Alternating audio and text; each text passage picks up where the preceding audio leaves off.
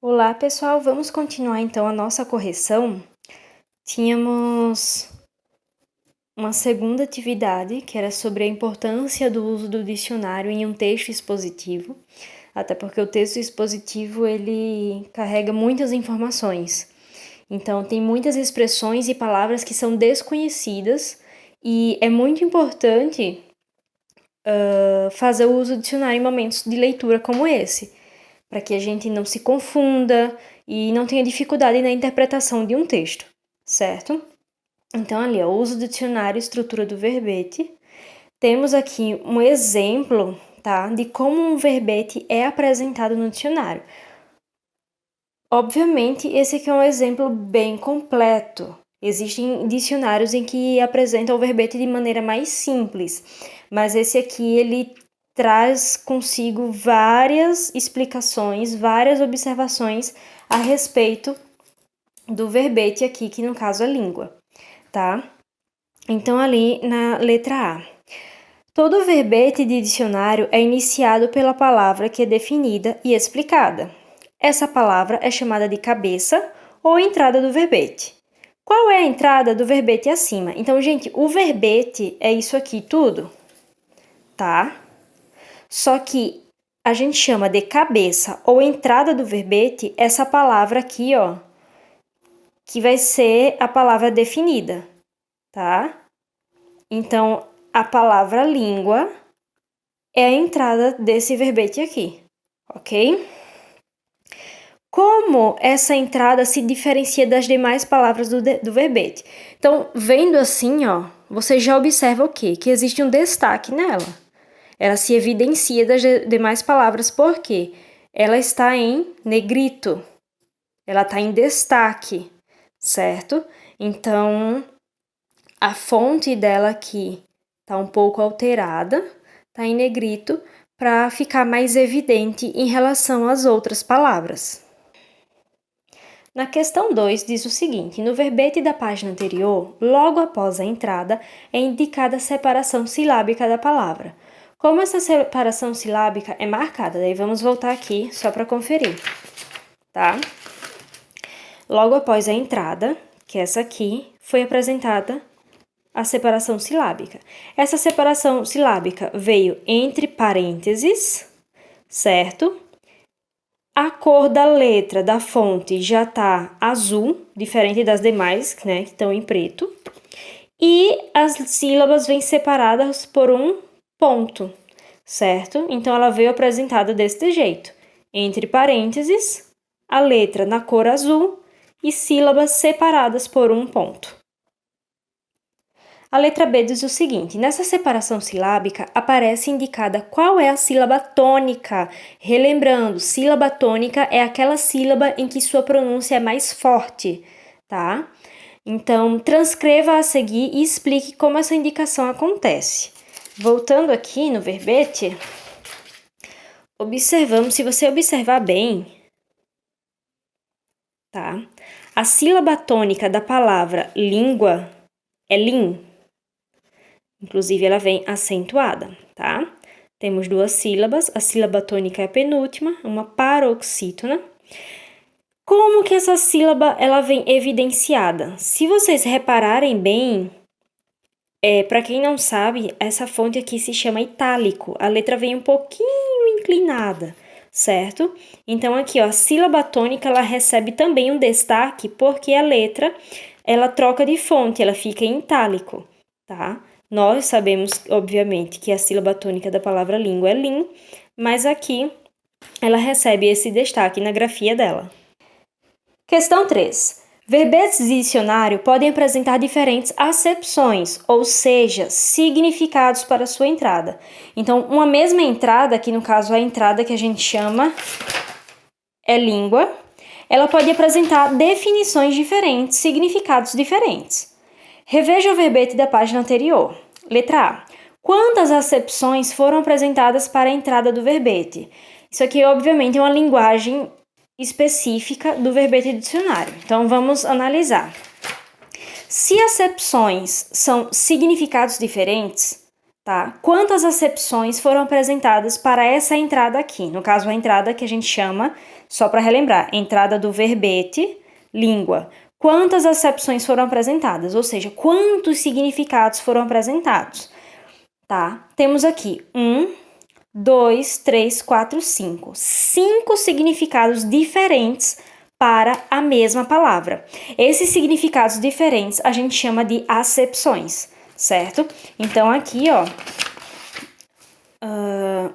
na letra A, quantas acepções foram apresentadas para a entrada do verbete? Língua, no caso, foram 5. De que forma essas acepções são identificadas? Como eu sei que tem 5 significados diferentes para a entrada, no caso do verbete língua, tá? Porque elas são o que, gente? Enumeradas, ó. Primeira definição, segunda, terceira, quarta e quinta. Então, elas vêm enumeradas, inclusive essa numeração vem em negrito, para ficar mais evidente e receber um destaque. Então, a gente já consegue observar de relance, assim, sem precisar ler, que língua tem 5 significados diferentes, certo? Letra C. Para uma das acepções da entrada língua, ou seja, para um dos significados dessa palavra, o verbete apresenta um sinônimo, ou seja, uma outra palavra que possui o mesmo significado. Em que acepção isso ocorre e qual é o sinônimo dado? Então, se vocês observarem, aqui, ó, na 3, na acepção 3. Quando a gente lê aqui, ó, linguagem, né? Sistemas de símbolos convencionais orais por meio dos quais os seres humanos, como membros de um grupo social e participantes de sua cultura, comunicam-se e expressam pensamentos, desejos e emoções. Idioma. Então, idioma é um sinônimo de língua nessa acepção aqui, tá? Porque essa definição apresentada foi língua como sendo um idioma. A letra D era uma questão oral, né, que a gente poderia discutir em sala de aula, mas a pergunta era a seguinte: das acepções apresentadas nesse verbete, alguma você ainda não conhecia? Então, dessas definições, dessas 5 definições, essas 5 acepções que foram apresentadas para a palavra língua, tinha alguma que você não conhecia ou vocês conheciam todas já? Questão 4. A classe gramatical e o gênero, certo? A classe gramatical, ou seja, substantivo, adjetivo, artigo, numeral, verbo, enfim, e o gênero masculino ou feminino de uma palavra são informações que geralmente são apresentadas nos verbetes. Vocês, a partir de agora, identificando essas características, esses elementos de um verbete, vão passar a observá-los quando for procurar uma palavra no dicionário. Não significa que todos os dicionários trazem todas essas informações, nem todos trazem, mas naqueles que apresentarem vocês vão conseguir compreender do que se trata. Letra A. Qual é a classe gramatical e o gênero da entrada do verbete lido? Como essa informação é apresentada? Então, voltando aqui, ó. Aqui. Vem a entrada do verbete, né, língua, a separação silábica. Na sequência vem S.F, tá? Para quem não sabia, essa abreviação, inclusive nos dicionários eles têm legenda para essas abreviações. S significa substantivo, tá? Então, língua é uma palavra que pertence à classe gramatical dos substantivos.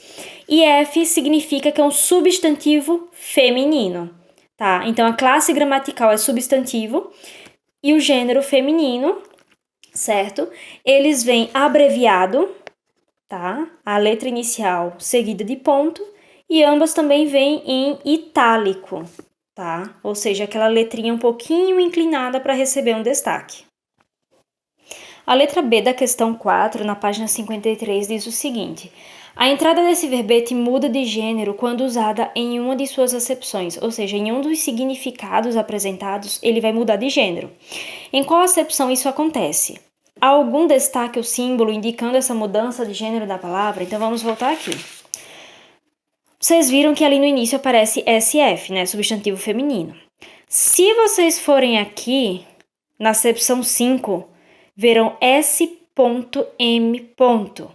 Isso significa que nesse significado, quando língua possui esse significado aqui, ele é um substantivo masculino, tá? Existem palavras em que isso pode ocorrer, tá? Dependendo do significado que ela carrega, ela pode mudar do masculino para o feminino, enfim. Eu acredito que vocês não conheciam esse significado aqui, tá? Mas, enfim, língua também pode ser pessoa que serve de intérprete. Por exemplo, Franz é o língua da expedição, certo? Então, isso aqui é um exemplo em que língua tem um outro significado e que nela é um substantivo masculino. Na questão 5 fala o seguinte: algumas acepções desse verbete têm seu campo temático indicado, ou seja, a área do conhecimento em que costumam ser empregadas. Letra A. Quais áreas do conhecimento são citadas? Essas áreas que eles se referem é aqui, ó. Essas áreas aqui. Por exemplo, na área de anatomia, língua vai ter esse significado. Órgão muscular, alongado, móvel, situado no assoalho da cavidade bucal e que serve para sentir os sabores. Ou seja, quando está se referindo a um órgão do corpo humano, então é o significado na área de anatomia, certo? Quando significa idioma, tá? É o significado na área de linguagem, certo? Então, essas aqui são as áreas de conhecimento, que vem o quê? Entre parênteses, abreviado e com a letra em itálico. A questão 6 é bem interessante. Ela diz o seguinte: no fim do verbete, após 2 barras verticais, são apresentadas algumas expressões que mostram exemplos de usos da palavra língua. Nesses usos, os sentidos dessa palavra são figurados, ou seja, não correspondem exatamente às acepções apresentadas no verbete. Sabendo disso, releia as expressões a seguir e realize as atividades. Então, tem essas expressões, certo? Dar com a língua nos dentes, dobrar a língua de trapo, enfim. E daí a A era uma pergunta oral que a gente iria discutir em sala de aula, né? Se algumas dessas expressões já foi utilizada por vocês em algum momento. Talvez não utilizada, mas provavelmente vocês já ouviram uma delas, né? Tipo, dar com a língua nos dentes, não ter papas na língua, não falar a mesma língua no sentido de não pensar da mesma maneira, né? Então, eu acredito que vocês já ouviram uma dessas expressões. Talvez não todas, mas algumas já. Letra B. Embora não corresponda exatamente às acepções do verbete, cada uso da língua nessas expressões mantém certa relação com alguma acepção apresentada no verbete, ou seja, elas têm alguma relação com o significado apresentado ali no verbete. Dessa forma, relacione cada expressão à acepção mais correspondente do verbete, ou seja, aqui, dar com a língua nos dentes. Certo? Essa aqui da letra A, ela está se referindo à língua idioma ou à língua órgão, certo? Porque a língua idioma é a acepção 3. A língua órgão é a acepção 1. Então, vocês têm que ver em qual delas que se encaixa melhor, certo? Então, aqui, ó, por exemplo, dar com a língua nos dentes, língua ferina, dobrar a língua... língua de trapo, não ter papas na língua, né, que seria tipo não ter freio na língua, não medir as palavras, adequa mais a língua, o órgão, né, do corpo humano. No caso, a acepção 1. Já ali, não falar a mesma língua é a mesma coisa que você dizer, não falar o mesmo idioma. Já se adequa à acepção 3, certo? Para vocês verem que língua é uma palavra que pode ter vários significados. Na letra C fala o seguinte: algumas dessas expressões podem ser usadas em contextos informais. Cite 2 que apresentam essas características e sugira uma situação comunicativa em que elas poderiam ser usadas. Ou seja, são expressões, assim, até, não digo ditados populares, né, mas situações do dia a dia que a gente pode utilizar, né? Então, que nem ali,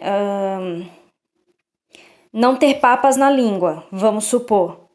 Tá? Uma pessoa que não tem papas na língua, é que ela não mede as palavras, ela não pensa antes de falar, tudo que dá na telha ela simplesmente fala, certo? Isso aí que não ter papas na língua, não ter freio na boca, bem dizer assim, também é outra expressão, enfim. Não falar a mesma língua é quando 2 pessoas pensam de maneira diferente. Então, quando elas conversam sobre um determinado assunto, elas não se compreendem, mas não porque não é falado o mesmo idioma, mas é porque elas pensam de maneira diferente. Isso aí vocês poderiam até discutir com os pais de vocês, porque eles com certeza conhecem essas expressões e podem auxiliá-los a identificar situações do cotidiano em que poderiam ser utilizadas essas expressões. Mas eu dei só um exemplinho assim para vocês entenderem, tá? Na questão 7 diz o seguinte: os verbetes de dicionário podem apresentar ainda os seguintes elementos. Então, o som de determinada letra na palavra, certo? Como ela é pronunciada, o plural dessa palavra e ainda a indicação do gênero oposto ao gênero da palavra apresentada. Sublinhe cada um desses elementos nos verbetes abaixo de acordo com a legenda. Então, temos aqui o verbete afixar.